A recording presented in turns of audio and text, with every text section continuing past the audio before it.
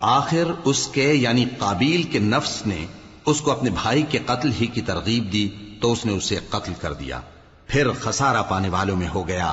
اب اللہ نے ایک کوا بھیجا جو زمین کریدنے لگا تاکہ اسے دکھائے کہ اپنے بھائی کی لاش کو کیسے چھپائے۔ کہنے لگا، ہائے کمبختی، مجھ سے اتنا بھی نہ ہو سکا کہ اس کوے جیسا ہی ہوتا کہ اپنے بھائی کی لاش چھپا دیتا۔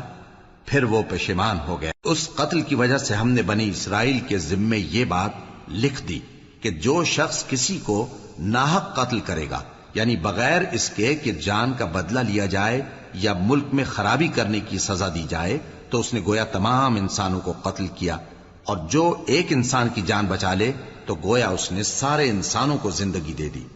اور ان لوگوں کے پاس ہمارے پیغمبر روشن دلیلیں لا چکے، پھر اس کے بعد بھی ان میں بہت سے لوگ ملک میں زیادتیاں کرنے والے ہیں۔ جو لوگ اللہ اور اس کے رسول سے لڑائی کریں اور ملک میں فساد کرنے کو دوڑتے پھریں، ان کی یہی سزا ہے کہ بری طرح قتل کر دیے جائیں یا سولی چڑھا دیے جائیں، یا ان کے ایک ایک طرف کے ہاتھ اور ایک ایک طرف کے پاؤں کاٹ دیے جائیں، یا ملک سے غائب کر دیے جائیں۔ یہ تو دنیا میں ان کی رسوائی ہے، اور آخرت میں ان کے لیے بڑا بھاری عذاب تیار ہے۔ ہاں، جن لوگوں نے اس سے پیشتر کہ تمہارے قابو آ جائیں توبہ کر لی، تو جان رکھو کہ اللہ بخشنے والا ہے، مہربان ہے۔ اے ایمان والو، اللہ سے ڈرتے رہو اور اس کا قرب تلاش کرتے رہو، اور اس کے رستے میں جہاد کرو تاکہ کامیاب ہو جاؤ۔ جو لوگ کافر ہیں، اگر ان کے پاس روئے زمین کا سب مال و متاع ہو اور اس کے ساتھ اسی قدر اور بھی ہو تاکہ قیامت کے روز عذاب سے بچنے کا بدلہ دیں، تو ان سے قبول نہیں کیا جائے گا، اور ان کو درد دینے والا عذاب ہوگا۔ وہ چاہیں گے کہ آگ سے نکل جائیں مگر اس سے نہیں نکل سکیں گے، اور ان کے لیے ہمیشہ کا عذاب ہے۔ اور چوری کرنے والا مرد اور چوری کرنے والی عورت، ان کا ایک ایک ہاتھ کاٹ دو۔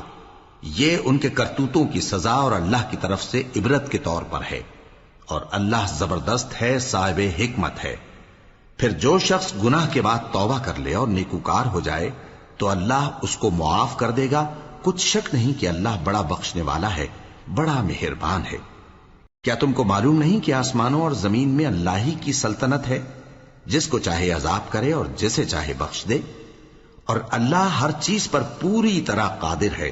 اے پیغمبر، جو لوگ کفر میں جلدی کرتے ہیں، کچھ تو ان لوگوں میں سے وہ ہیں جو منہ سے کہتے ہیں کہ ہم مومن ہیں لیکن ان کے دل مومن نہیں ہیں، اور کچھ ان میں سے جو یہودی ہیں، ان کی وجہ سے غمناک نہ ہونا۔ یہ لوگ جھوٹی باتیں بنانے کے لیے جاسوسی کرتے پھرتے ہیں، اور ان دوسرے لوگوں کے لیے جاسوس بنے ہیں جو ابھی تمہارے پاس نہیں آئے۔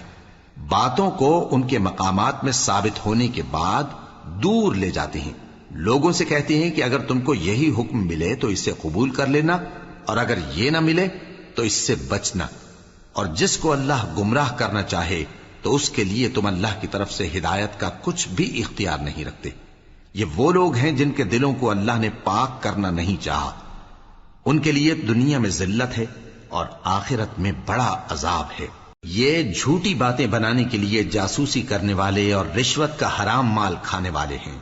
اگر یہ تمہارے پاس کوئی مقدمہ فیصل کرانے کو آئیں تو تم ان میں فیصلہ کر دینا یا روگردانی کر لینا، اور اگر ان سے روگردانی کرو گے تو وہ تمہارا کچھ بھی نہیں بگاڑ سکیں گے۔ اور اگر فیصلہ کرنا چاہو تو انصاف کا فیصلہ کرنا، کہ اللہ انصاف کرنے والوں کو دوست رکھتا ہے۔ اور یہ تم سے اپنے مقدمات کیوں کر فیصل کرائیں گے جبکہ خود ان کے پاس تورات موجود ہے جس میں اللہ کا حکم لکھا ہوا ہے۔ یہ اسے جانتے ہیں، پھر اس کے بعد اس سے پھر جاتے ہیں، اور یہ لوگ ایمان ہی نہیں رکھتے۔